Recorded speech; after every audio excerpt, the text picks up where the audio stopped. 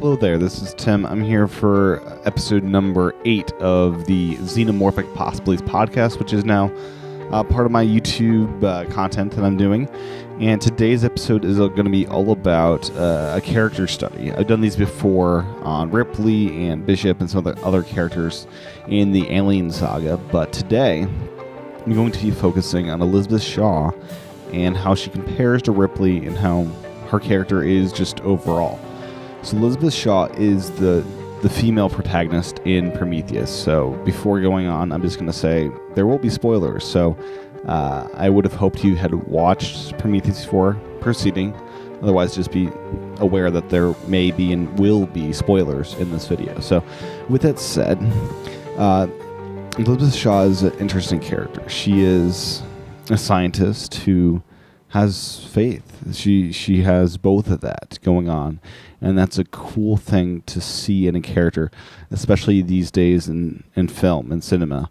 And one thing that strikes me about this character is she is different from Ripley, but very much the same in many ways. So I want to just go through some of those ways. The first is that both Ripley and Elizabeth Shaw have this curse almost of being alone. Now, in Alien, Ripley kind of had people in her life. She had a daughter that we know about, and she presumably had a husband or something like that back on Earth. But ever since the things that happened in the Alien film and afterwards, she was alone.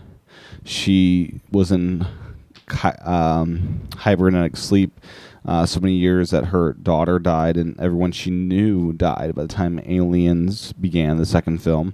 And Elizabeth Shaw is going to be in a very similar situation. By the time Prometheus ends, her husband would have died and she has no offspring to speak of. So she, as well, is alone. Even though Elizabeth Shaw couldn't create a baby, a human baby, that didn't matter much as far as it's concerned with the whole being alone versus not alone. Ripley had a daughter, and that didn't matter because her course, her life, became a life of solitude once she got involved with the Xenomorph. And the same thing's happening here with Shaw. Her story is now one from a standpoint of her being alone. I don't foresee in the future Prometheus sequels that will change. This will be a story about her solitude, and how she deals with this new life, this new path she's in. Now, something I find really cool about Shaw is she doesn't seem at first to be the strongest of a person. She has energy and excitement and all those things, but you don't know by the end of it, is she going to be a Ripley? Is she going to be a strong female lead like she was? And we find out she really is. That she can take a few hits and stand up again. That she, in fact, is a really cool character. That she has strength enough to rip an alien out of her stomach, and she has the willpower to go on and see it through and finish off what transpires at the end of Prometheus.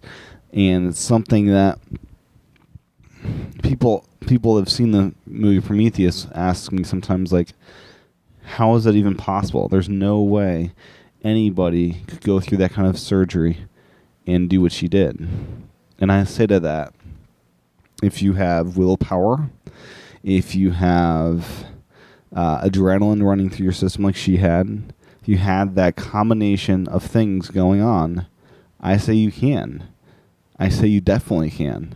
That is not something that's just for cinema, but that is something that could happen in all reality in real life. So that is something that is not unique to a film, but with adrenaline, willpower, anything really can be done. So that's something I just wanted to address a little bit. And something I'm very curious to see is initially, Ripley didn't want to pursue the Xenomorph. She didn't want to go into that world. She didn't want to do any of that. She wanted to basically run from them.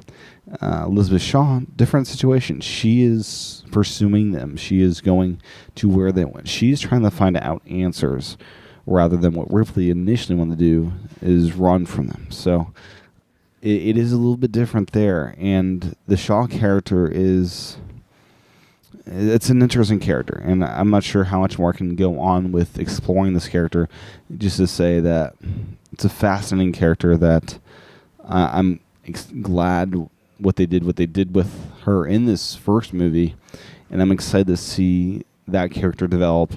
It was cool to see the flashback scenes where David is kind of flashing back to see her childhood and why she believes the things she believes and things like that. And it's just all really exciting. So I guess thanks for tuning into this episode of the Xenomorphic Possibilities podcast. I may have more thoughts on Shaw later when I take some more notes. I've seen the movie now 4 times, and I learn more stuff each time. So thanks for watching. Subscribe to this channel, TCHATEN, for more videos like these. And have a great day. Aloha.